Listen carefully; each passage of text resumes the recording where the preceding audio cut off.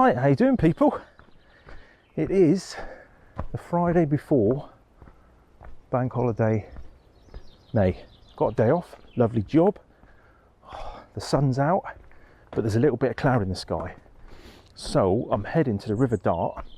Cool little spot. I've only been there once or twice before, and normally I park at a place called New Bridge Car Park. It's a little bit of a walk to get to this particular part on the River Dart that I want to go and photograph. There's little waterfalls, people swim there. It's a cracking little spot. But today I'm attacking it from the other end, which is up by home. So fingers crossed, I can actually get to the River Dart coming from this way. I'm not entirely sure. The old bluebells through there, look. There's a bit of cloud up there. The sun keeps popping its face through, but there's a bit of cloud up there. And I'm hoping that I can get some shots on the river. And hoping that there's more leaf on the trees now, so I'm not going to get too much sunlight coming through the canopy. There's nothing worse than sunlight coming through the canopy, hitting the white water. Nightmare exposing for. So yeah, gonna have a walk down, hopefully find something nice on the river, get the ND filters out and just, oh, it's just nice. And the good thing is I know when I pick the wife up from work later, walking me four-legged little friend, and we're going for a beer. What a start to the weekend. I did like the looks of those bluebells in there, but it looked like it was private. Anyway, hang tight. Let's go find the River Dart.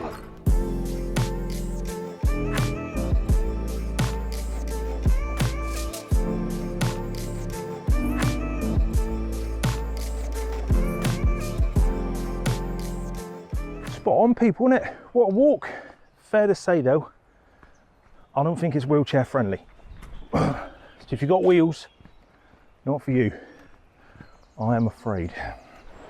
Right, excuse my bony ass in the way, but I'm pretty sure this is the last bit of timber to climb over before you drop down to the river where the nice bit is, if I remember rightly. So we're not far. It's nice here on the right, let you go for a swim. It's nice and calm. Normally there's people, I saw some when I was here last time, some bloke had put a hammock between two trees, cuddled up with his missus, lovely job with a brew. There's people swimming in here. And you're greeted to this. A little bit of photography heaven there. Bring yourself a bottle of red, some cheese and biscuits. Oh, lush. And not only that, I just saw a bloke walking a dog. And I said, is it busy along the path? He said, you're only the second person I've seen today. There's no one here. Not being funny, you come here in the summer and this is like Newquay. It's just full of people swimming. So yeah, I'm gonna have a walk about, find a composition. Lovely job. Right people, I've been walking, hopefully you can hear me, it's bloody noisy here. I've been walking around for a bit. Ideally, oak tree there that needs more leaf. The willows are coming out, but if you look at that scene there, I've got green on the right, green on the left, but the oak tree's just bare in the middle. So I need that bad boy to come out a bit really. And also you can see a little bit of the sky there. I quite like this framing shot here with this big beast. Both, right, not in the centre of the frame, but just to the right, probably on the right hand third actually. Got the riverbank leading up on the left. Yeah, I just quite like it. There's just loads going on. It's going to be one of those pictures that needs to be pretty really big so you can stand there and go, oh, look at that, look at that, look at that. And the sky's grey, but I've got some new graduated filters, circular ones, so I might drop the bad boy on just to deal with that sky, but I'm not going to hang around here much. I've been walking around for a bit and I haven't really found anything that's jumped out at me. But I'm going to set up and take this. Obviously I'm going to put an ND filter on. Right people, hopefully you can hear me. It's a bit bloody noisy. La la la la la. I don't want a huge exposure. 10 seconds, something like that. Ooh, let's go for my 6 stop with the built-in polarizer. 6ND CPL.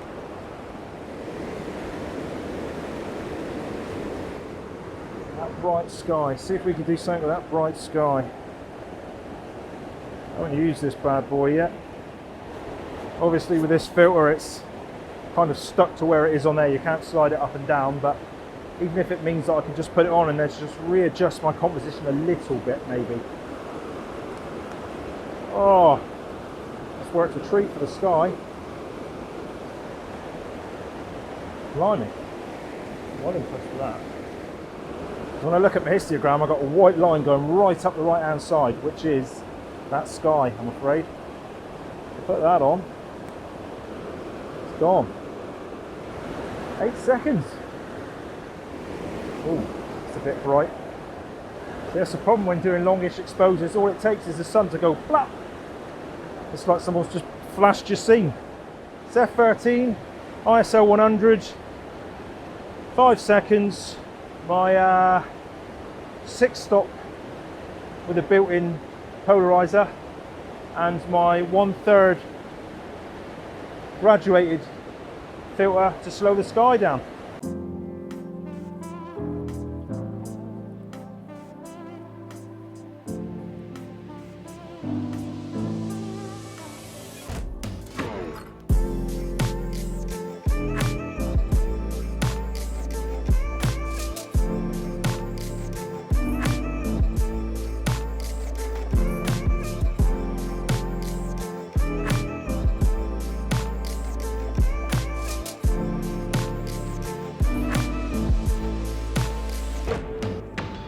Alright people, not the most amazing shot, but I wanted to quickly test my graduated filter. Look at that boy. Circular graduated filter. It's 3 stops. Sometimes when you're shooting on rivers you just want a graduated filter just in the top. And originally that was the only thing that was stopping me going over the circular filters originally, because obviously my 100mm system you could slide your filters up and down. Well, I've got 2 of these, one's a 1/3 and one's a 1/2. And the 1/3 strength's pretty good, I think, 3 stops for most situations, especially with the sensors in these cameras now. But yeah, that shot was this bad boy, which is my 6-stop ND filter with a built-in circular polarizer. So the 6-stop ND filter to extend my shutter speed and the polarizer to take the glare off this water. And then this graduated filter just to slow just the sky at the top just a little bit. Not the best compositional shot in the world, but and no vignetting on the 14mm lens. Cool. What do you think? All that walk and the conditions just weren't really playing ball, but I suppose that's the way it is. If we went out and nailed the shot every time, it'd be a nightmare, wouldn't it? No, it'd be alright actually. If anything, I was just happy to get out and have a play with my circular graduated filter, because I haven't used that yet. It's just one of those that every now and again I might need. I know you can take multiple exposures, but sometimes it's nice just, in fact, it's the only thing I miss from my 100mm system that slides up and down. That's the only reason I didn't move across the circular filters quite a lot, because I don't double exposure very often. I use my filters a lot, but when I heard that Bevan were bringing graduated filters out, I thought, yep, jumping on that. It's just another tool to have in your kit, innit? Sometimes, especially when I shoot, because I shoot on rivers a lot, and sometimes it's just the top corner, there's a bit of light getting through, just a little filter to go on there. I've got, like I say, I've got the 1/2 graduated and the 1/3 graduated. One of them's going to be close enough, and if not, I can shoot a little bit wider or zoom in and crop the shot if needs be. So it was good to get out and have a play with that. It's probably a filter that I won't use a lot, but the ND filters mixed in with a circular polarizer, I'm loving them at the minute. They are so cool. They just work really well. Literally bang it on, you know, you got your 6 stops, give it a turn to get your polarization. Love it. If nothing else, I'll put maps up during this video somewhere so you can see exactly where I've been, because you might think, oh, go there yourself and get some shots. If anybody's interested in buying any Bevan filters, I've got a little affiliate link down below. Every little helps.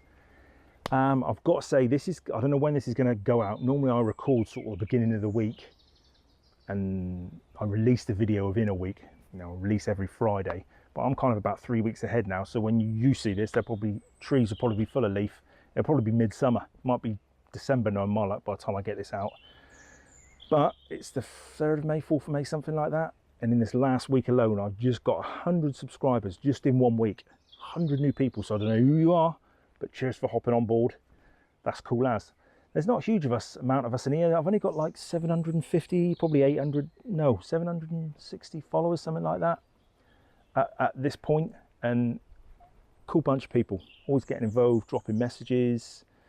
Yeah, it's great. So new people hang around. The videos are normally a lot better than this. It's just conditions don't always play ball. Any questions, chuck them down below. Failing that, this is going out on a Friday. Have a great weekend. Have a great Friday. See you in the next vid. Cool. Cheers. Bye. Right, people, just in case you want to visit this place, normally I come up onto Dartmoor this way, up over Home Bridge, keep on driving, then drop down the hill. And before you go over this little bridge, there's a little car park here. You can fit about 4 or 5 cars. If not, drive over the bridge. On the left, there's parking here where there's sometimes an ice cream van. Sometimes to get to this place, I'll park in one of those 2 spots, and then I'll walk up this side of the river, all the way. You walk right beside the river. Sometimes it veers away, all the way up. It's a lovely walk, all the way up, and I think where I am today is up here. I'm pretty sure it's up here somewhere. Sure it is. That's one way of getting there, which I normally go. That's where I've been with my wife and my dog before, but this time I parked up in Hone on the side of the road here, and just here is a little gate and a public footpath. You can walk down for a footpath, through some fields, through a gate, and then you can join that path along the river there, and then up along and get to it up here. So either park down here, bottom of Newbridge Hill, or park up in Home on the side of the road and drop down that way. All right, so if you find it and like it, let me know. Cracking place for a swim when the sun's out. Cool.